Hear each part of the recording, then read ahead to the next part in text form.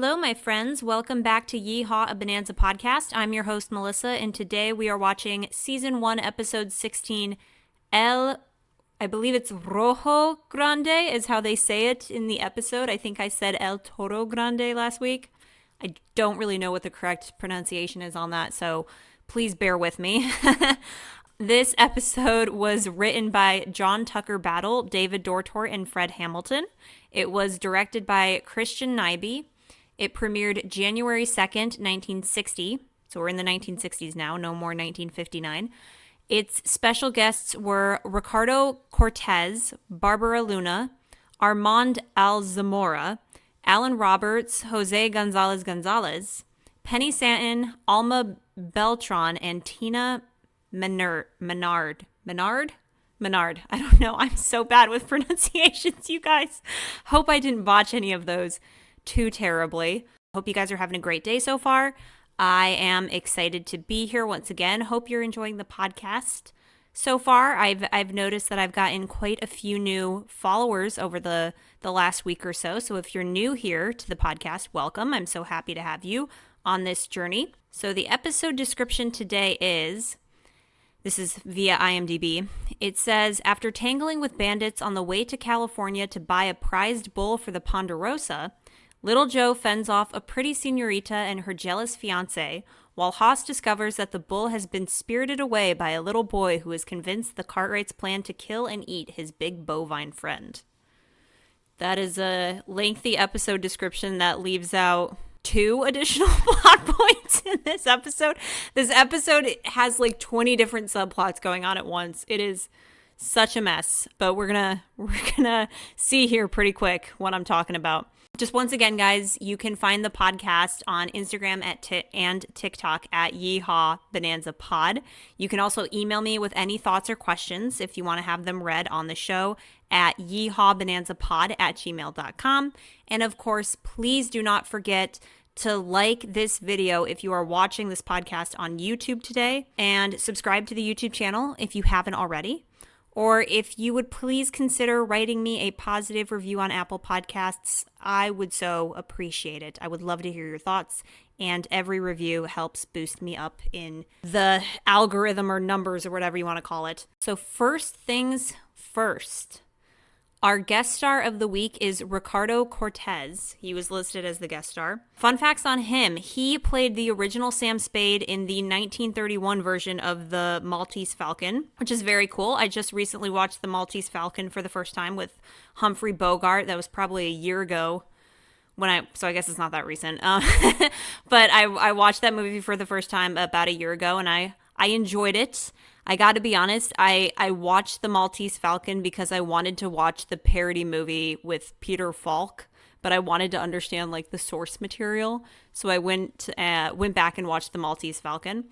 I have not seen the 1931 version with Ricardo Cortez, but now that I know who he is, maybe I need to go check that out. Another thing on Ricardo Cortez, this is his final appearance as an actor. After this episode of Bonanza, reportedly he went back to being a stockbroker on Wall Street. So, and I also wanted to give you guys some fun facts on Barbara Luna. She's not listed as like a guest star of the week in the opening credits of Bonanza, but I thought you guys would find this interesting. She plays Cariente, I think is how you say her name. Not sure, but she plays like the senorita that throws herself at Little Joe pretty much. But she was on a very popular episode of Star Trek, the original series called Mirror Mirror, which is super fun for me because, like I've stated before, I love Star Trek, the original series, and Mirror Mirror is one of my favorite episodes. But she was Lieutenant Marlena Moreau, and she had a little lovey-dovey story with Captain Kirk, or the good version of Captain Kirk, not the evil version of Captain Kirk. She looked familiar to me, and I couldn't pinpoint it, and then I looked at her IMDb, and I'm like, this makes perfect sense. And the actress is still alive at 89 years young today. As far as the box set goes, there was nothing to report this week on the box set, so I don't have anything for you guys there. And it looks like we are ready to watch El Rojo Grande, I don't know how you say this episode's title, but that's okay. So pull up a copy of the episode, guys, and let's get started. This episode is, there's so much happening in this one. Okay, are you guys ready? I hope you're ready. I don't know why I'm already laughing. Just this episode is so ridiculous. It's so ridiculous. Okay. We are hitting play in 3, 2, 1, go.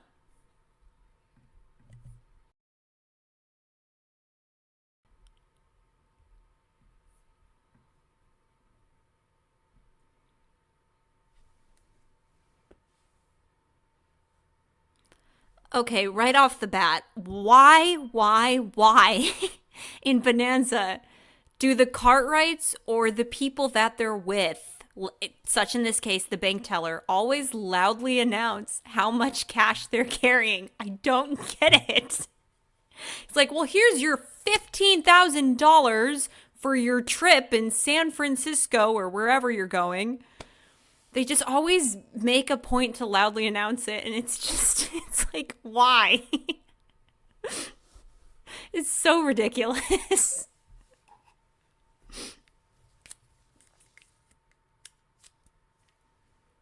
Also, $10,000 for a bull in this time is crazy.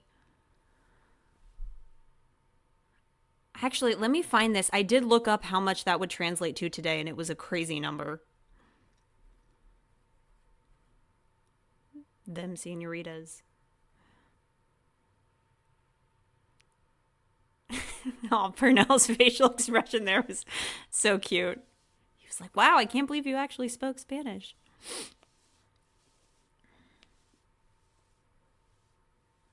It's a cheeky grin.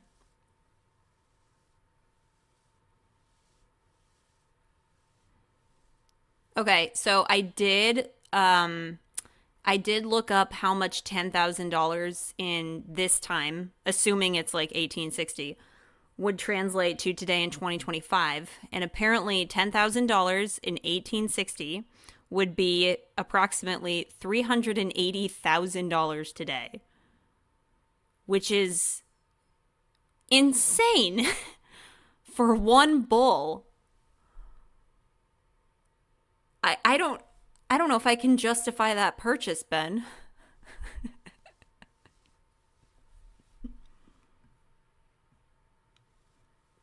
Because of course Joe's thinking about women.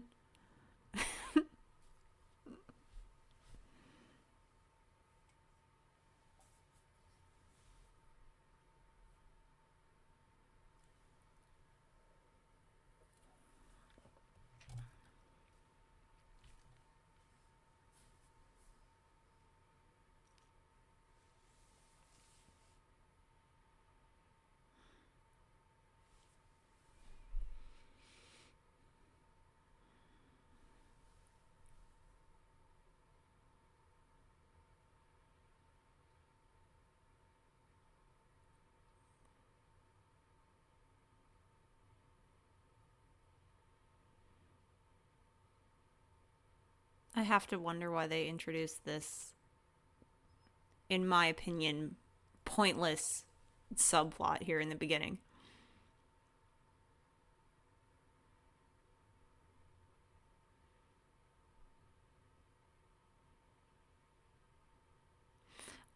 Although I do love how smooth Joe is here. He's so calm, so nonchalant.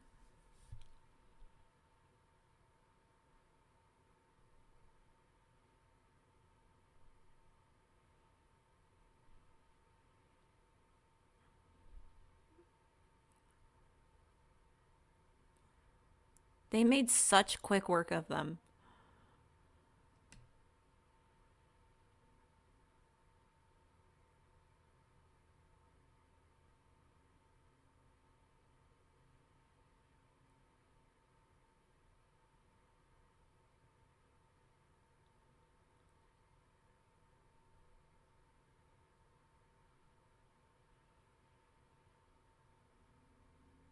Dang, Haas has got quite a swing if it took one punch to end that man.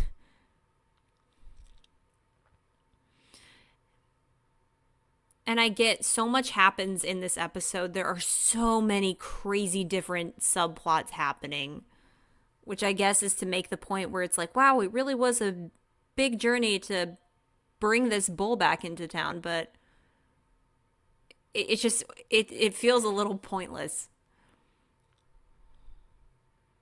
Because they kind of trick you in the beginning. They make you think that these men are going to be the problem in this episode, that they're going to follow Hoss and Little Joe and like cause this huge problem, but they end them in like 2 seconds. So it's a bit of a scapegoat.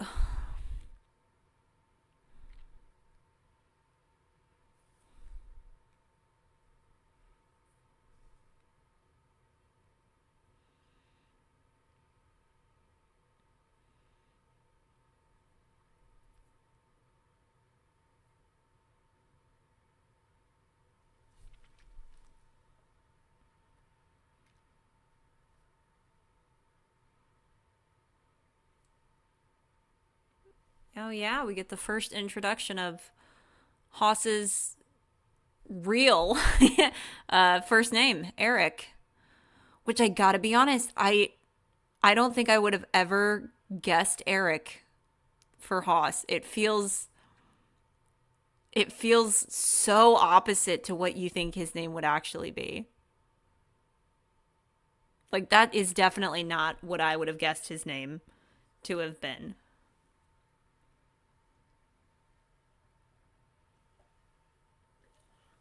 I don't know. Do you guys think it fits him? It just feels so different in regards to the way that he looks.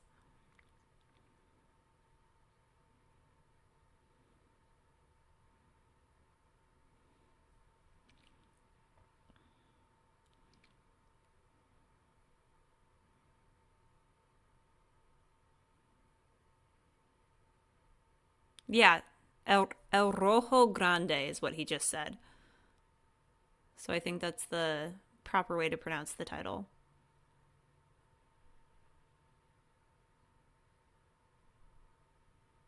Yeah, that's what I would be asking. I'd be like, yeah, I was gonna say, I'd be like, um, how on earth is this bull worth $10,000?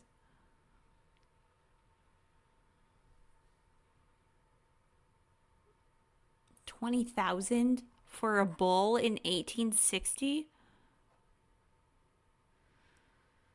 I think it's thievery to request that much.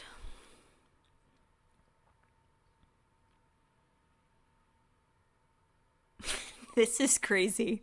This is so crazy. She literally took one look at little Joe and went, I want him. I'm just going to come down in my wedding dress. Like, she literally was like, I'm going to throw myself at him from the get go. That's a wedding dress.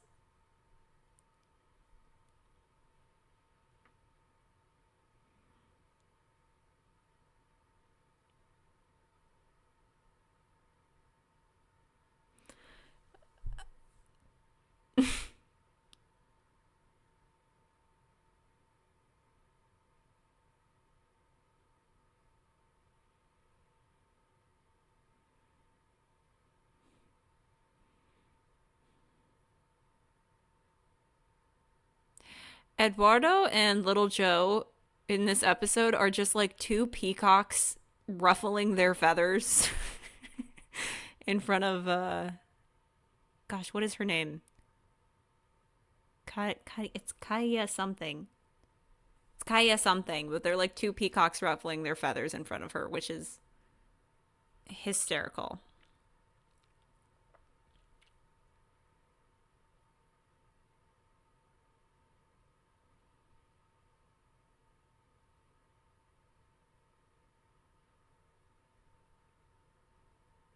I do like this guy a lot.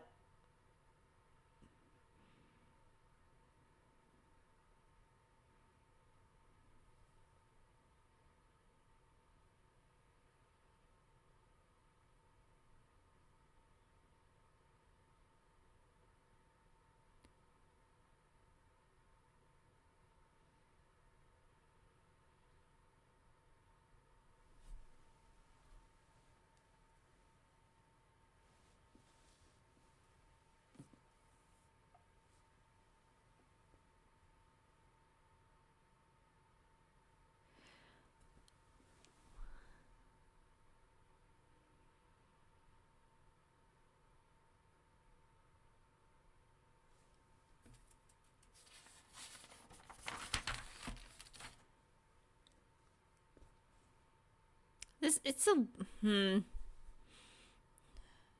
this episode is very stereotypical, I think.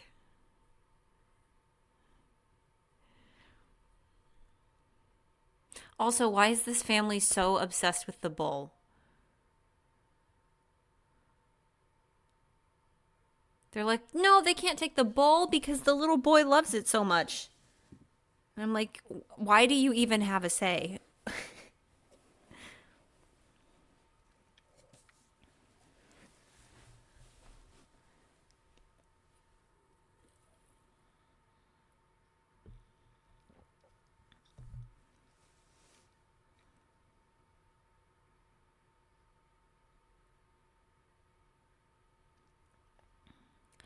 I gotta be honest, this whole plot with the little boy taking the bull and like running away,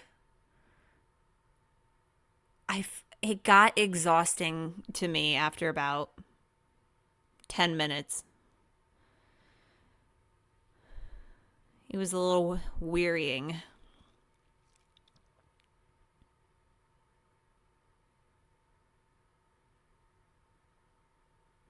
Now, I'm just curious as to where this was filmed. Was this filmed on the lot? This looks like a um this looks like it was filmed on a studio lot.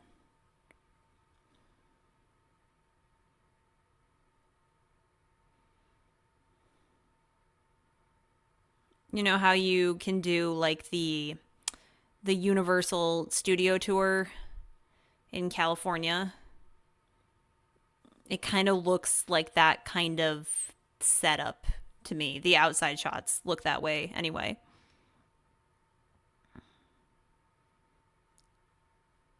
Although this show was filmed on Paramount. Just using Universal as an example.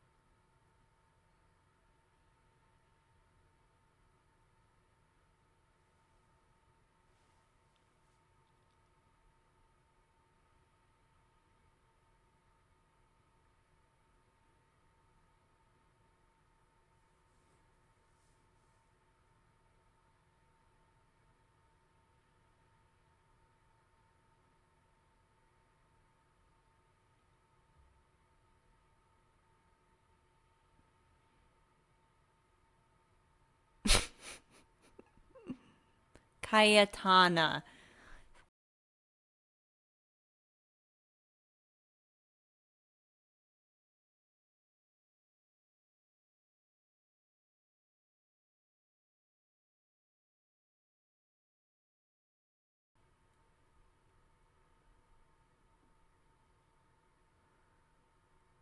Cayetana. Okay. Whoops.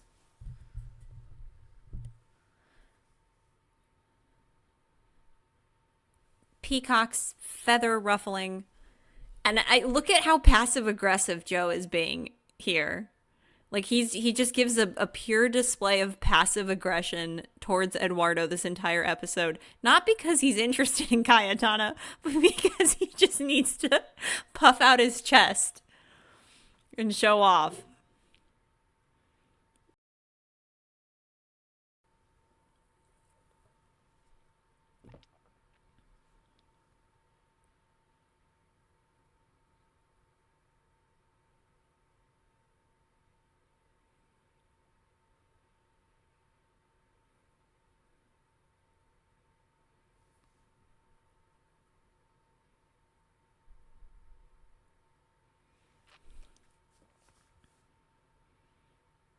Joe gets in over his head so quickly with women, though. Oh, he's such a sweet summer child.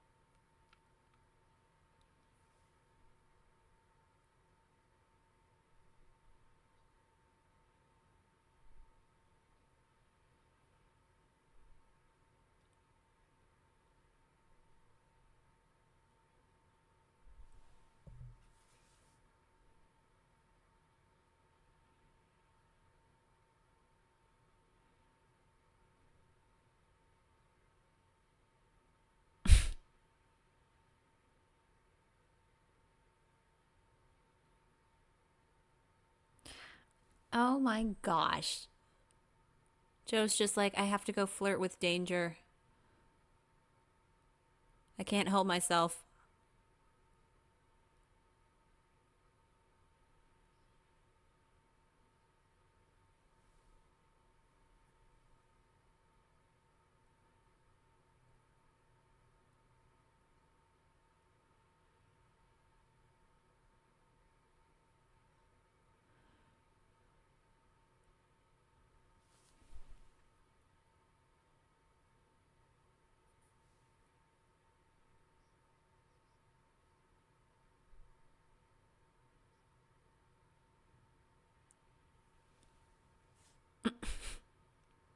St. Francis literally said, LOL, nope.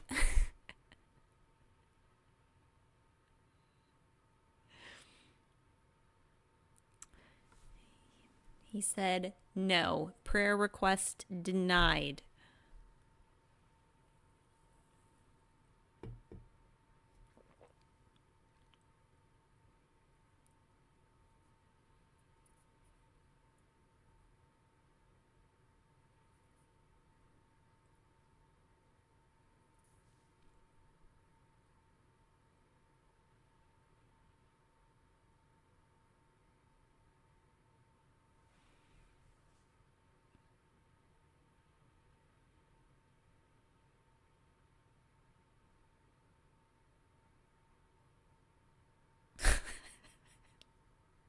She's literally like, no, we're just going all in.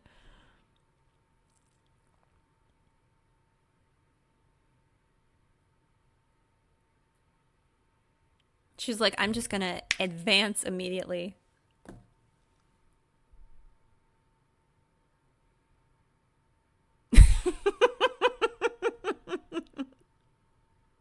Go over there so you won't be afraid of me, so that I won't be afraid of me.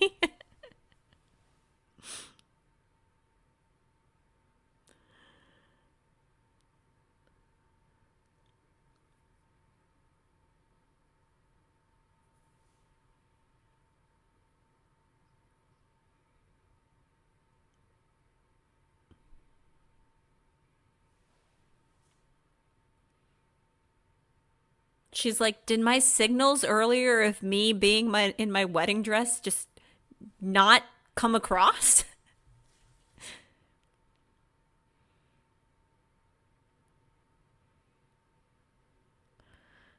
Well, Joseph succumbed to that pretty quick.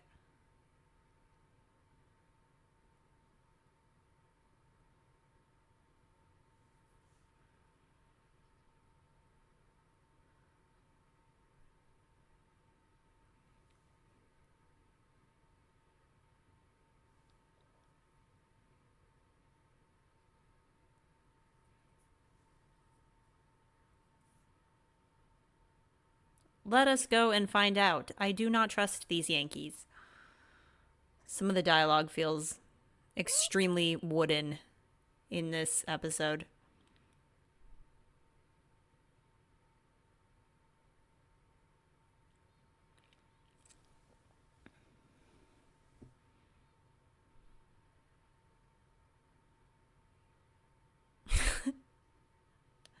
You can so clearly tell it's a guy in a costume if you rewind it and you watch the bear walking forward. You can so see like the guy moving his hands.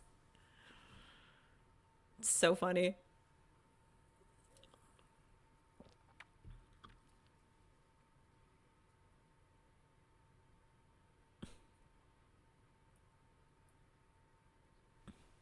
Just a normal day for Hoss Cartwright. Battling bears.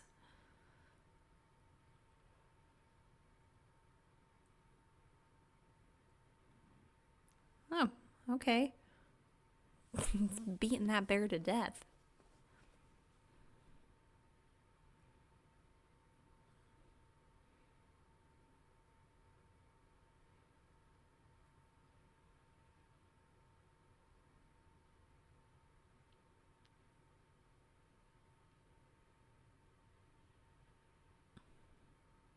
Just a regular day for Hoss Cartwright.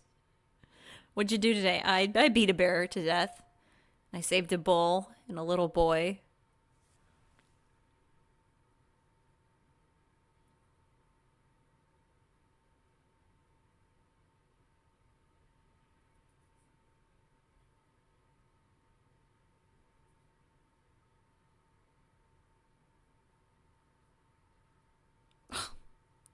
Sweet Hoss, always coming from a point of sympathy, even for a bear.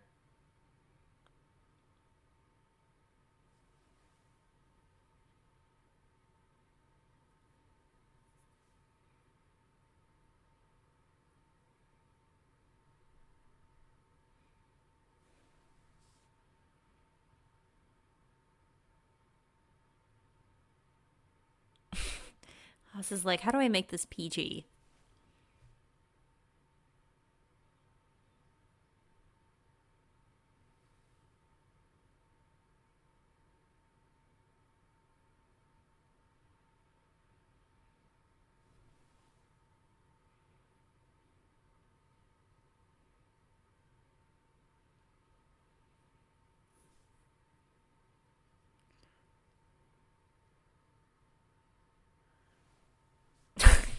Meanwhile, in La La Land, Hoss has just wrestled a bear, and then we cut to Joe schmusing.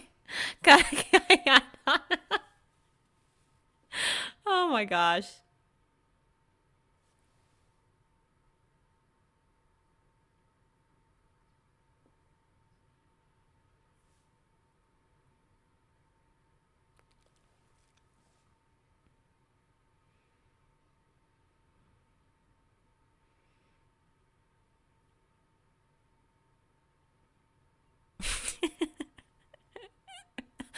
Close, sister.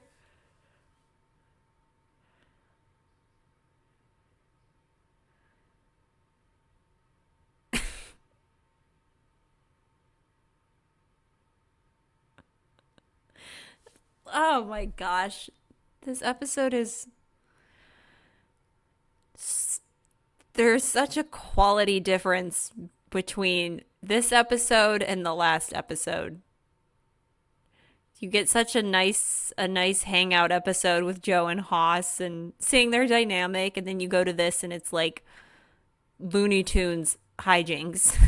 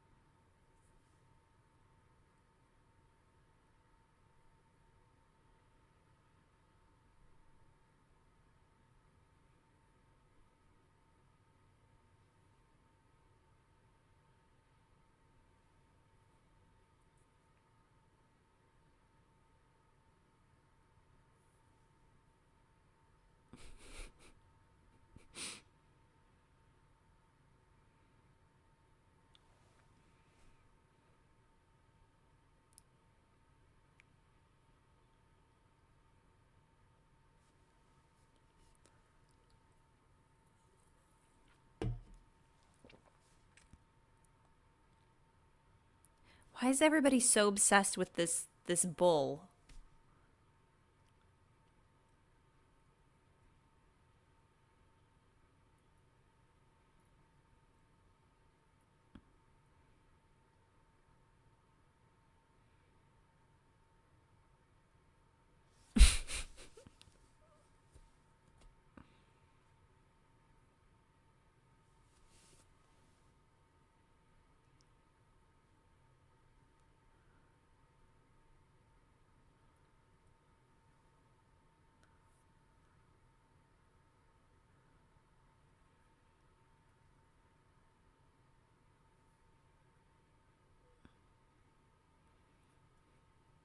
Thank God for episodes later, like the Ponderosa Matator, which is a much better episode surrounding a plotline with a bull than this.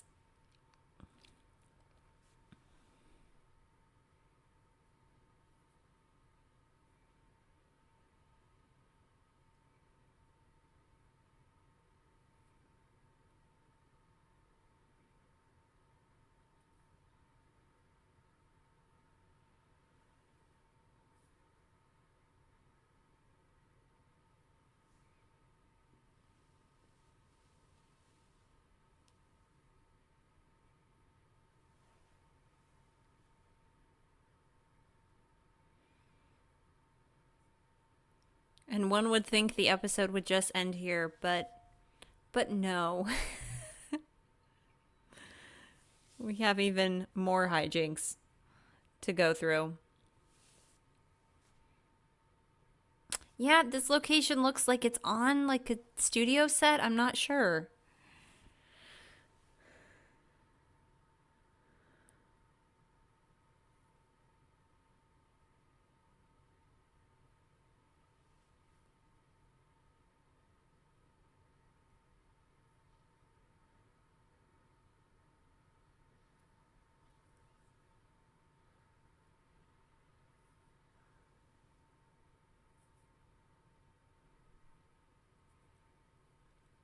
I can't believe Haas didn't object more firmly to the idea of this kid going with them. Like, we know the only reason for that is so his parents could tag along and cause even more hijinks. It's like there's just so much unnecessary subplotting in this episode that I think it makes the episode a little exhausting.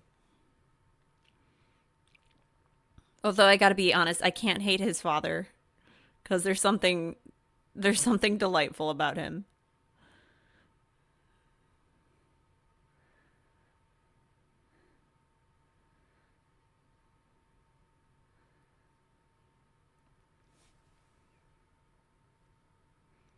But why? Like, why did he take the kid knowing that this kid had a family? And he's like, sure, you can come.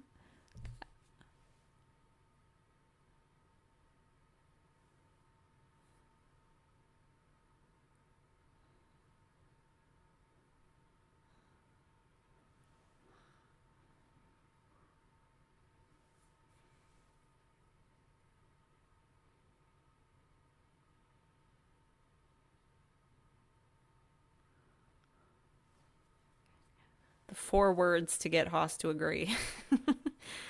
She's a good cook.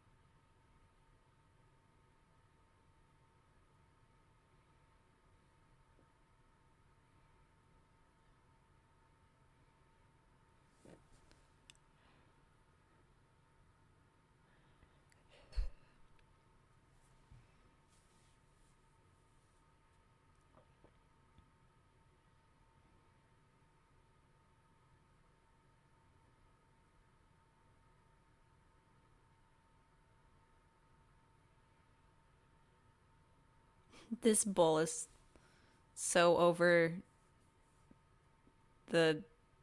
No, I'm not going to say it.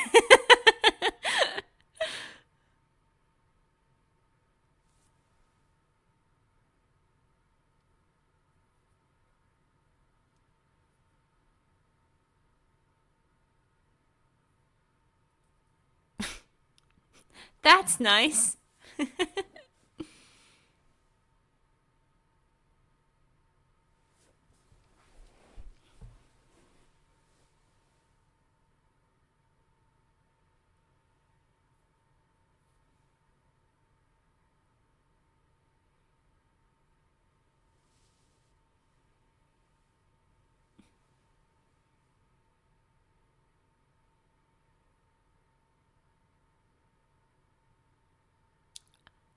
I will not take any Haas disrespect, lady.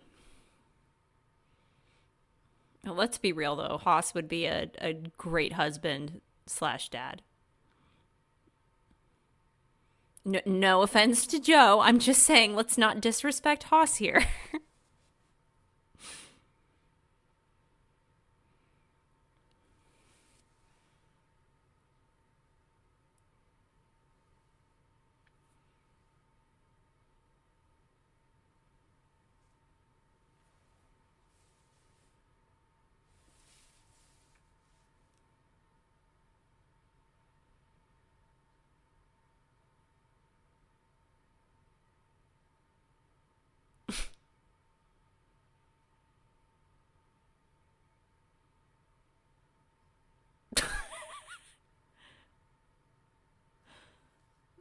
Very casual interaction.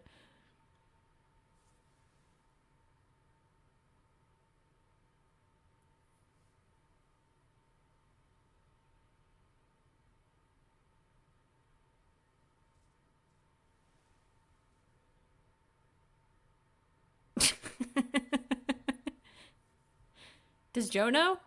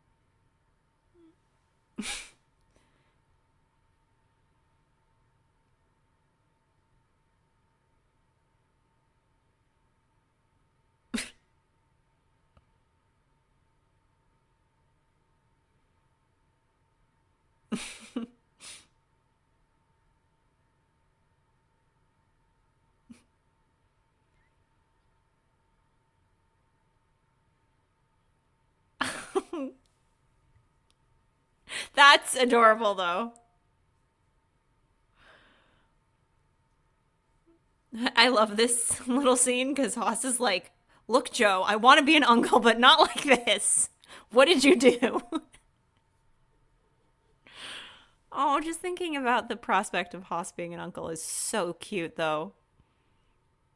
He'd spoil those kids so much. That's the one way, one major way that Bonanza screwed up is by not giving any of the Cartwright men kids, nor being able to see any of them as like uncles to the other one's children. It's, ugh, they messed up there.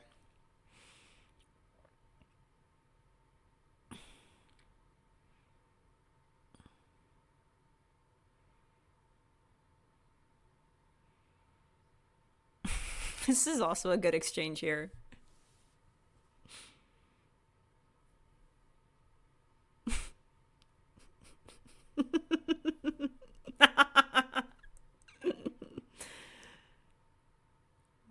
Simultaneously try to convince Cayetana and Haas.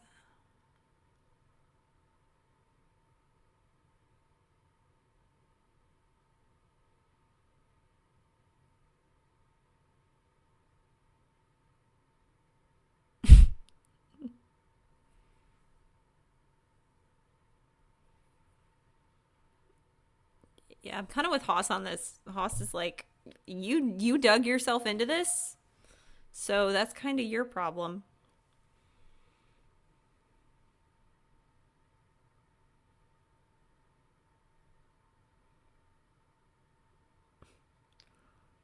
Although to be fair, Joe did go meet her. He did kiss her in the little sheep herder shack.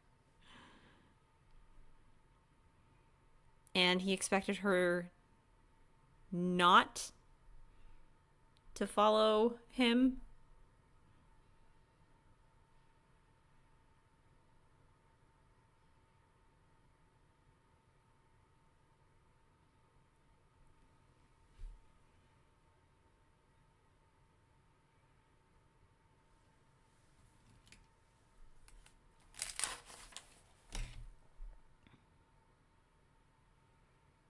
Oh, peacock.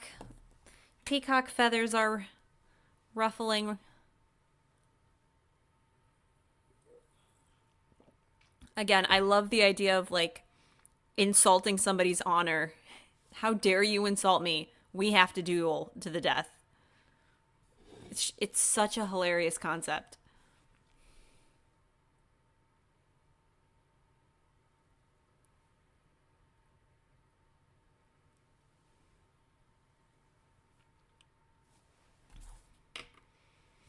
This is so ridiculous. But hey, at least little Joe finally gets to put his sword fighting skills to the test, huh? All that training in a rose for Lotta finally paid off. I do like to think that Joe and Adam would spar with each other growing up.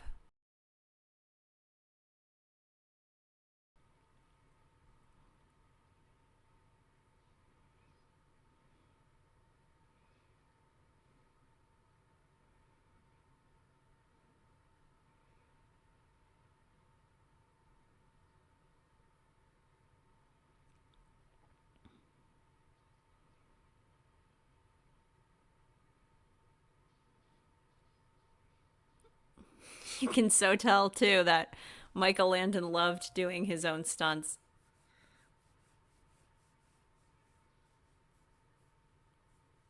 It's just one of those actors that really enjoyed doing it for themselves, which I can't blame him for.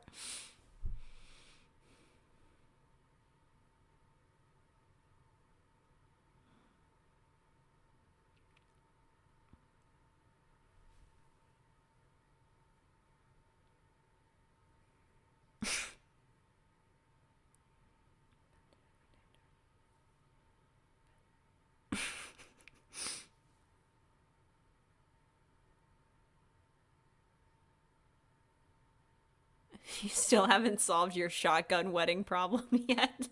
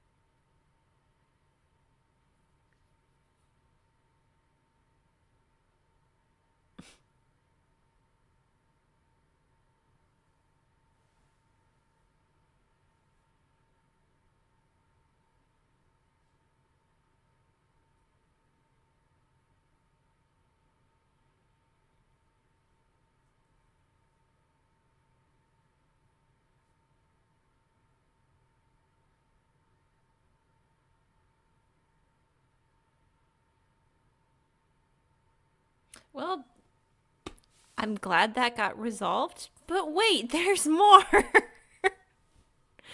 We have yet another like you this is the other thing about this episode is it keeps faking you out with the endings. And you're like, "Oh, okay, well now everything's going to get resolved." But no. Now we have a bunch of Native Americans coming in and we have another subplot that's been introduced.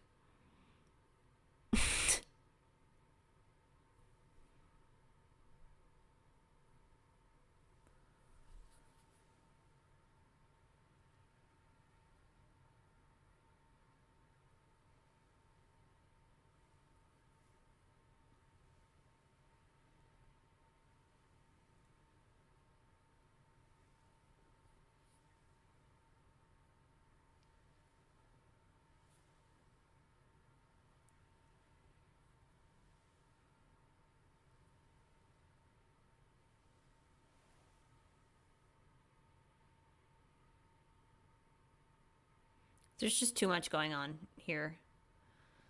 Too many subplots.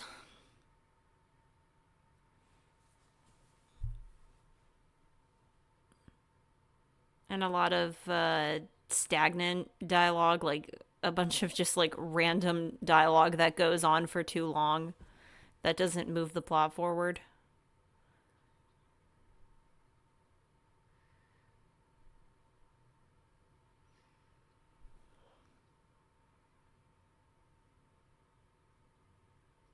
Just a lot of just unnecessary dialogue that doesn't go anywhere. Kind of like what's happening here.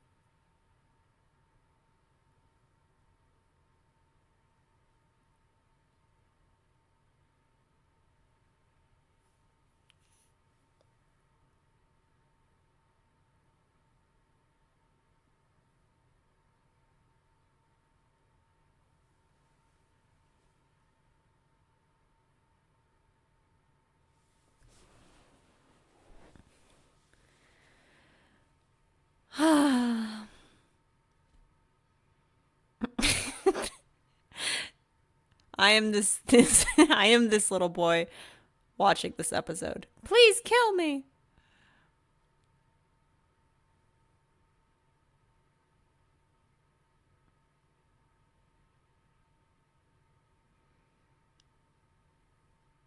I don't understand why we need this. Why do we need this scene? You know, why why can't I or I'm sorry, why couldn't we have ended this episode with the duel? Like why couldn't we have just cut to the end?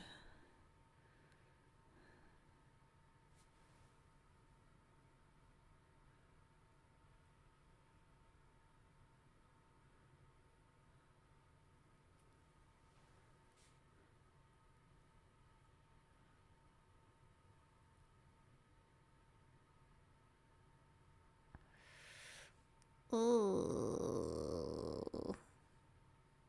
That doesn't seem sanitary.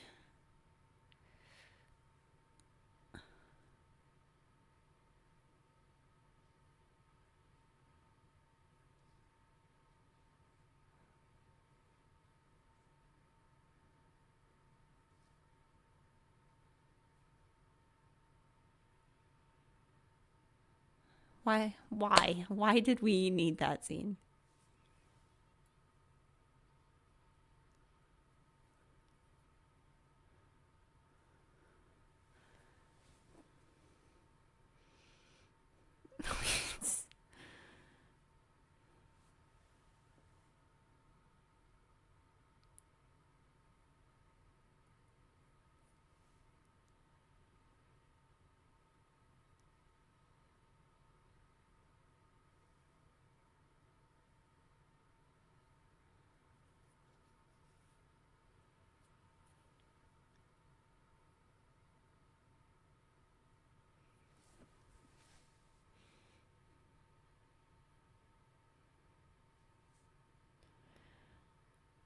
Finally, we made it back home. After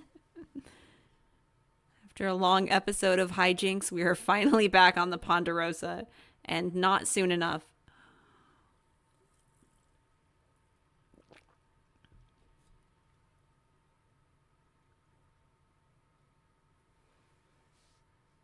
Just $500, Ben? You almost spent $20,000 on a bull.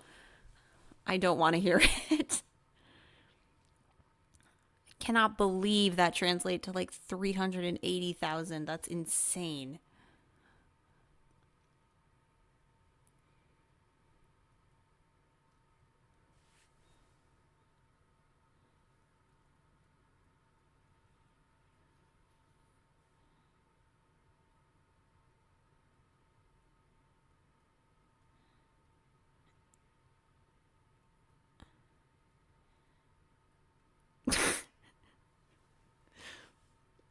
Adam just judging the whole situation in the background.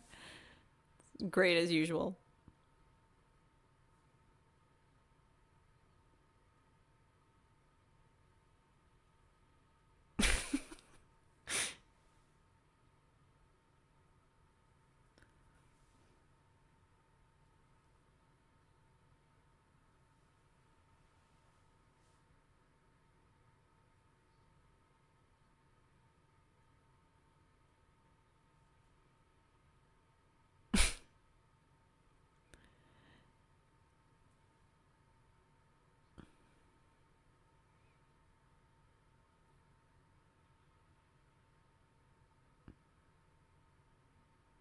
We will never see you again after this episode, even though you've apparently been welcome to stay.